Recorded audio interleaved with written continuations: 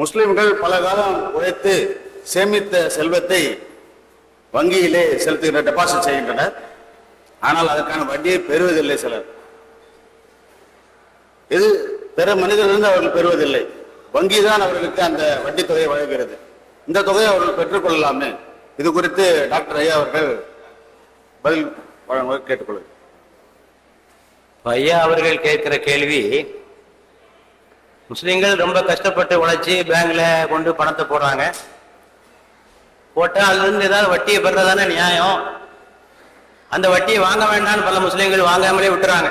உங்களுக்கு தெரியும், பேங்க் வங்கி அதிகாரிகள்கிட்ட போய் கேட்டு சொன்னா, யோ வட்டியே வேணாம் நீயே வச்சுக்கேன்றான் முஸ்லிம். இது எதுக்கு? இதுல என்ன பெரிய தப்பு இருக்கு? ஏதாவது ஒரு தனி மனிதனுக்கு கடன் கொடுத்திருந்தால் அவனிடமிருந்து வட்டி வாங்குவது தவறு.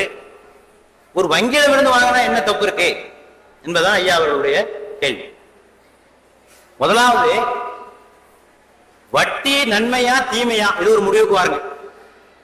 வட்டி நன்மையா கேடு பயக்கின்ற ஒன்றா, இதை ஒரு தெளிவான முடிவுக்கு வரும். இஸ்லாம் அறுதியிட்டு உறுதியிட்டு தெளிவாக சொல்லுகிறது, இது மிகப்பெரிய பொருளாதார சுரண்டல், பொருளாதார கேடு.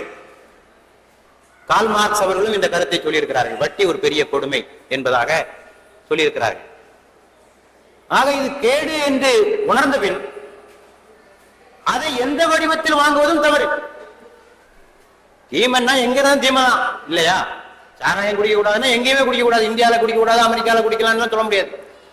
எங்கேயுமே குடிக்க கூடாது. தீமை என்றால் தீமை, எந்த வடிவிலும் அதனை வாங்கக்கூடாது. ஆகவேதான் சொல்லுகிறது, இதை நீ வாங்காதே என்று இஸ்லாம் சொல்லுகிறது.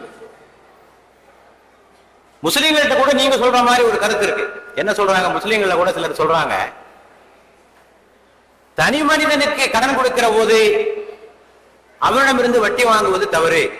கன்சம்டிவ் லோன் என்று சொல்வார். அவனுடைய தேவைக்காக கொடுக்கிற கடன்.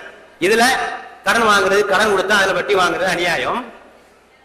உற்பத்திக்காக கடன் வாங்கினால் ப்ரொடக்டிவ் லோன், உற்பத்திக்காக கடன் வாங்கினால் அதுல என்ன தவறு இருக்கு? அதை வச்சு நாம் லாபம் அடைகிறோமே, ஆகவே என்ன தவறு இருக்கு? இஸ்லாம் ரெண்டையுமே தடை செய்கிறது. வட்டியை தடை செய்கிறது, அவ்வளவுதான்.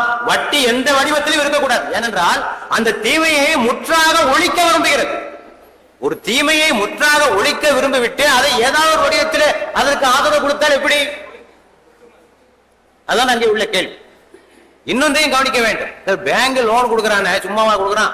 உங்கள்கிட்ட குறைஞ்ச வட்டிக்கு கடனை வாங்கி இன்னொருத்தனுக்கு கூடின வட்டியை கொடுத்து அவனை சுரண்டி உங்களுக்கு கொடுக்குறான். அவனை சுரண்டி தான் உங்களுக்கு கொடுக்குறான். ஆக அது சுரண்டப்பட்ட பணம் தான். இன்னொருத்தொண்ட சுரண்டி உங்களுக்கு வருது. இது தனி மனிதன் செய்யற வேலையே ஒரு வங்கி செய்கிறது. அந்த வேலை ரெண்டுக்கும் ஒன்றும் பெரிய வித்தியாசம் ஒன்று கிடையாது. ஆகவே அப்படி செய்வதற்கு இஸ்லாத்திலே எந்த வகையான அனுமதியும் கொடுக்கப்படவில்லை.